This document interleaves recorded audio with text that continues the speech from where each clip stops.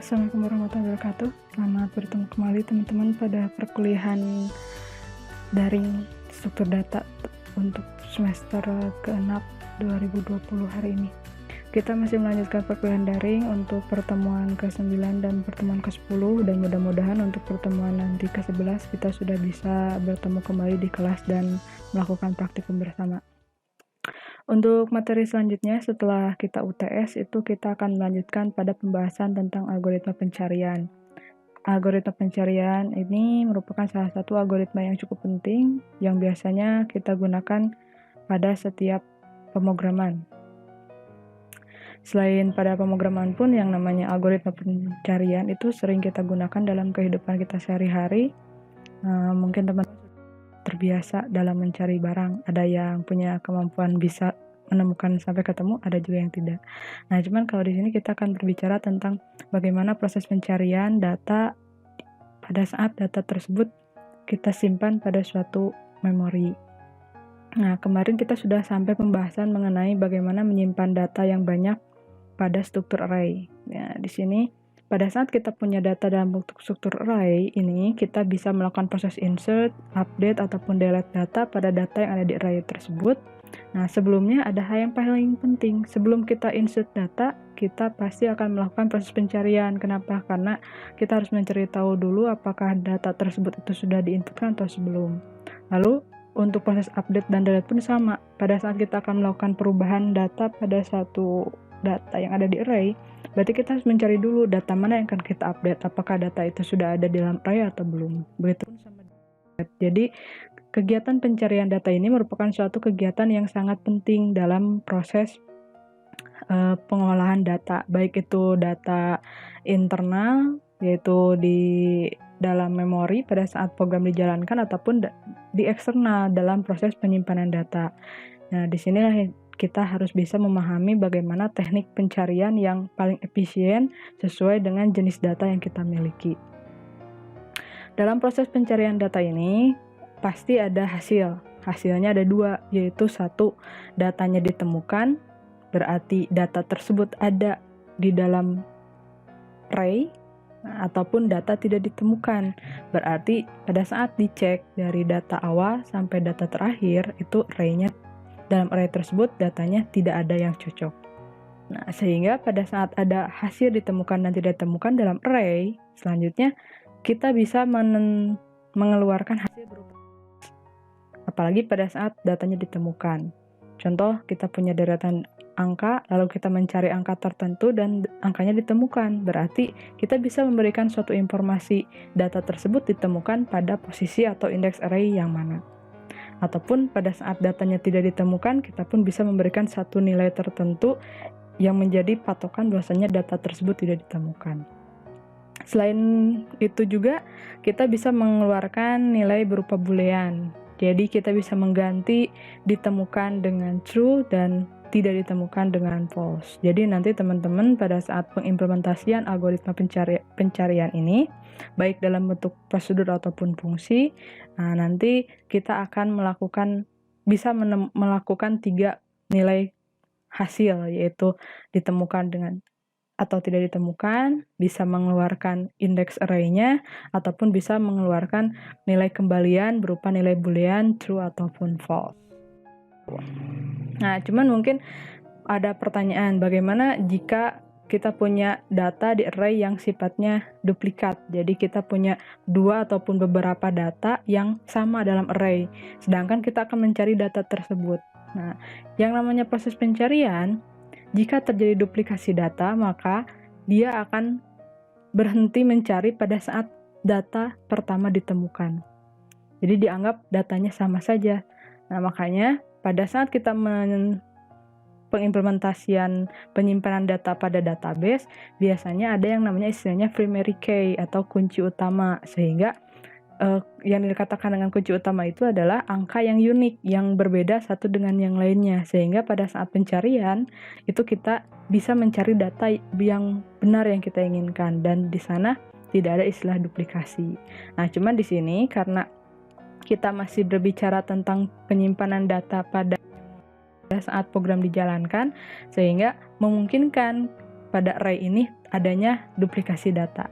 Nah, di sini pada saat ada duplikasi data pada array, maka proses pencarian kita akan berhenti pada saat data pada posisi paling awal yang ditemukan. Sisanya akan diabaikan karena dianggap sama.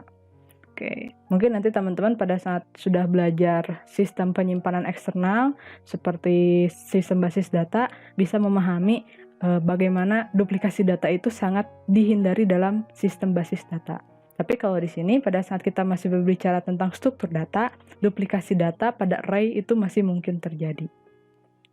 Oke, selanjutnya yang namanya proses pencarian itu adalah kegiatan yang enteng ya, yang sering kita lakukan dalam kehidupan kita sehari-hari. Jadi pada saat nanti kita melakukan simulasi ataupun contoh-contoh dari teknik-teknik pencarian yang akan kita pelajari, teman-teman, kita menyimpan suatu data yang cukup banyak yang kita simpan pada deretan loker atau laci seperti pada gambar di sebelah kiri ini. Lalu kita akan mencari data yang sudah kita simpan dalam loker ini. Contohnya adalah data X.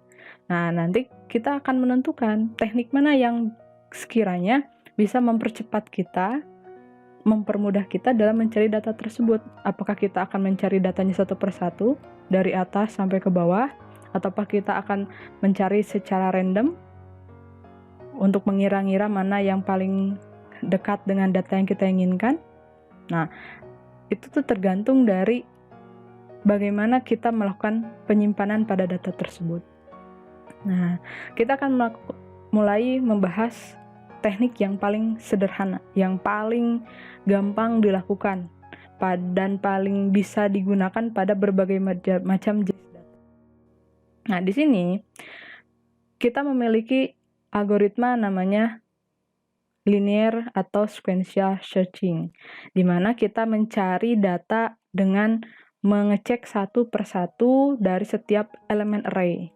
Jadi kalau kita balik lagi ke gambar yang tadi, ini sistemnya sistem klasik. Jadi kita membuka satu persatu laci ini, lalu kita bandingkan apakah data yang kita ingin itu ada di laci tersebut atau tidak. Satu persatu dari awal sampai akhir. Nah, di sini teknik linear searching ini itu paling mudah karena dia bisa digunakan pada tipe array yang acak ataupun tipe data array yang sudah terurut. Nah, kembali lagi pada pembahasan kita sebelumnya. Sebelum UTS itu kita sudah membahas array itu datanya bisa acak, urutannya tidak seragam. Nah, kalau yang terurut berarti sudah ada aturan penyimpanan datanya.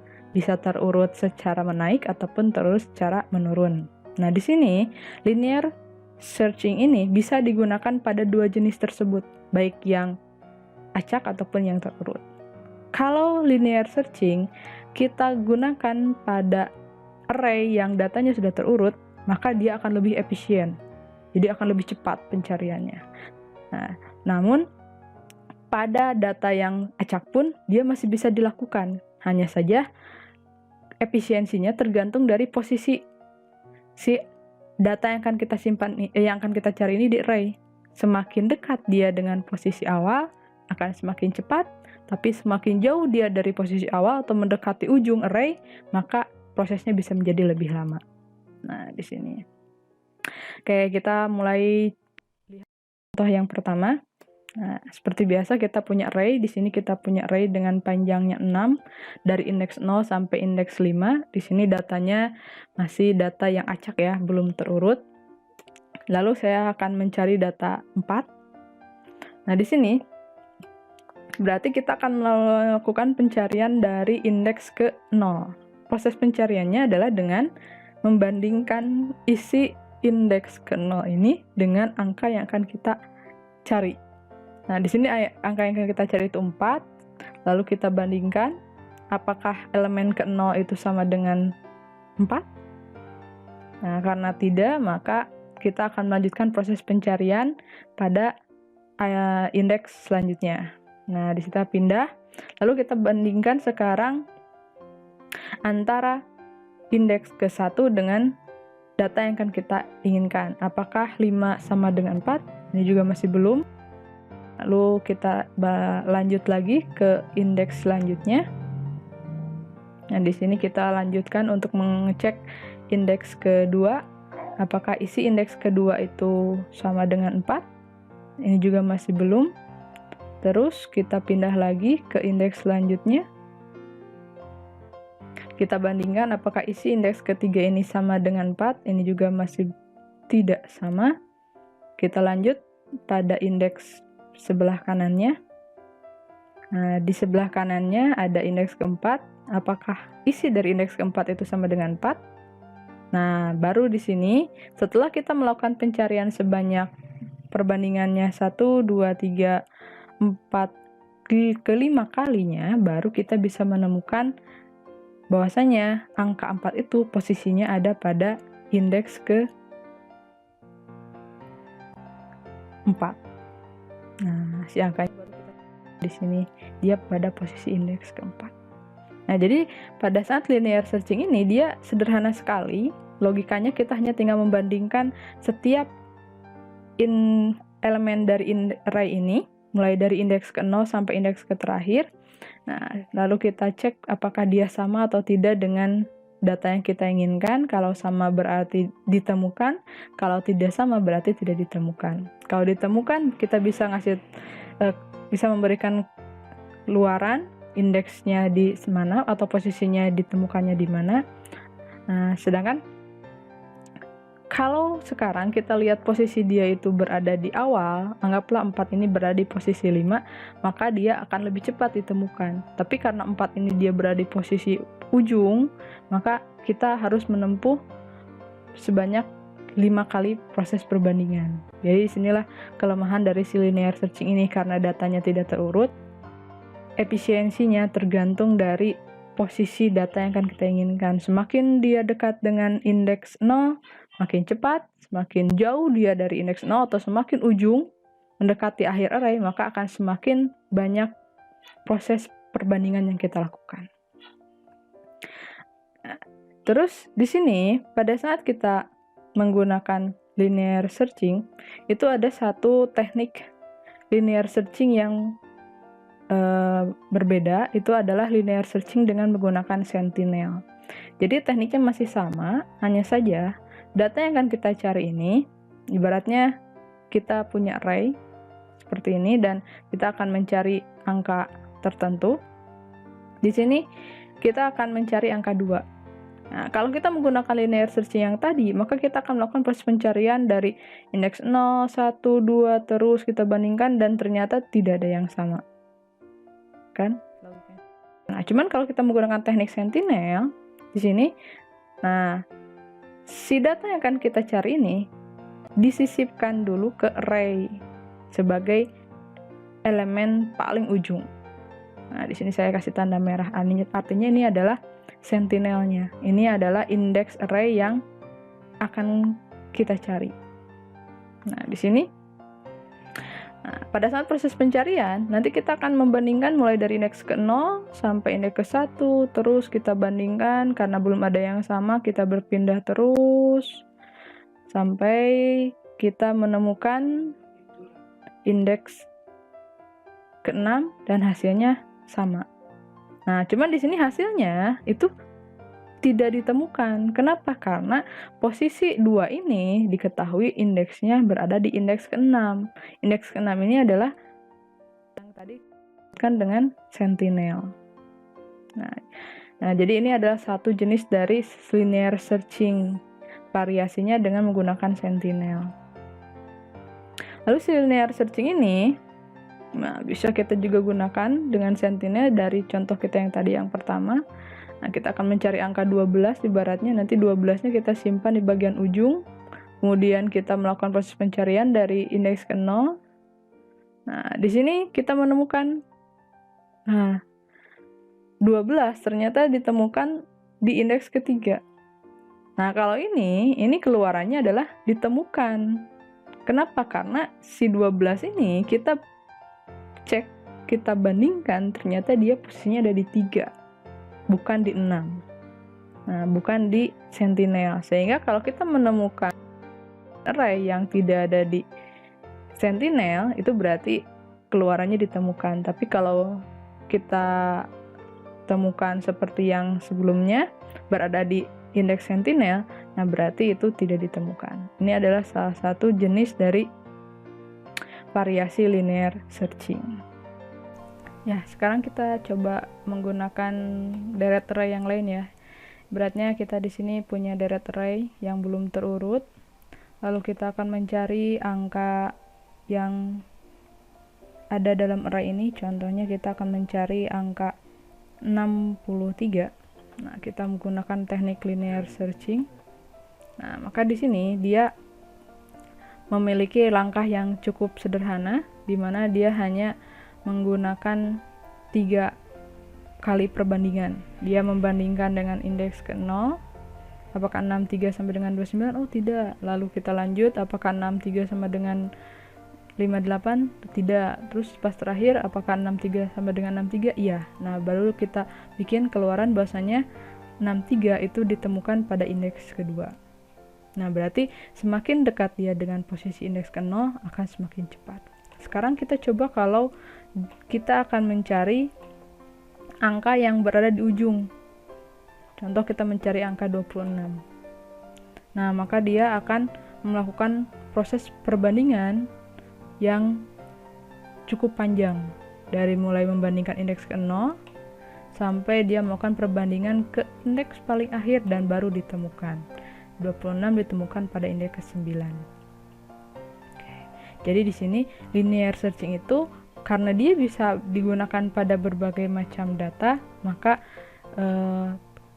efisiensinya tergantung dari posisi data. Tapi kalau datanya terurut, itu dia akan lebih efisien dibandingkan dengan data yang tidak terurut. Oke, selanjutnya bagaimana kalau kita mencari data yang tidak ada? Anggaplah di sini kita punya array, lalu saya akan mencari angka 99. Di sini kalau kita menggunakan linear searching mencari data yang tidak ada, maka ini akan membutuhkan waktu yang cukup lama karena dia akan mengecek satu persatu dari awal sampai akhir. Jika tidak ada, maka datanya tidak ditemukan. Di sini kan tidak ada hasil, baru cuman sampai ke 9 pun datanya tidak ditemukan. Kalau kita menggunakan teknik Sentinel, seperti ini contohnya, kita akan untuk data yang ada dulu ya. Kita menggunakan teknik Sentinel untuk mencari data yang ada. Ibaratnya dari deret ini saya akan mencari angka 4. Kita menggunakan Sentinel. Di sini kita memberikan tambahan ya, asalnya cuman 10 data sampai indeks terakhir indeks ke 9. Sekarang si 4 kita tambahkan di indeks ke 10. Karena 4 itu ada, maka seperti yang tadi di awal tentang duplikasi data, di sini kan terjadi duplikasi data. Ada 4, 2, 1 di 6, 1 di 10. Maka proses pencarian karena diawali dari indeks ke 0, maka dia akan berhenti pada saat dia menemukan data yang paling awal, data yang pertama. Jadi dia akan menemukan angka 4 di indeks ke 6. Jadi 4 yang ada di indeks ke 10 itu kita abaikan. Terus selanjutnya kalau kita melakukan proses pencarian pada data yang tidak ada, contohnya kita di sini mencari angka 99 dengan teknik pencarian linear Sentinel. Di sini pada proses perbandingan dia membandingkan dari awal sampai akhir dan ditemukan. Tapi keterangannya si 99 ini tidak ditemukan. Kenapa? Karena dia berada di posisi Sentinel. Jadi kalau tadi dia tidak ditemukan tanpa keterangan, sekarang pada saat kita menggunakan linear searching menggunakan Sentinel, datanya ditemukan. Hanya saja pada saat dia ditemukan di posisi Sentinel, maka keterangannya dianggap tidak ditemukan. Itu adalah linear searching.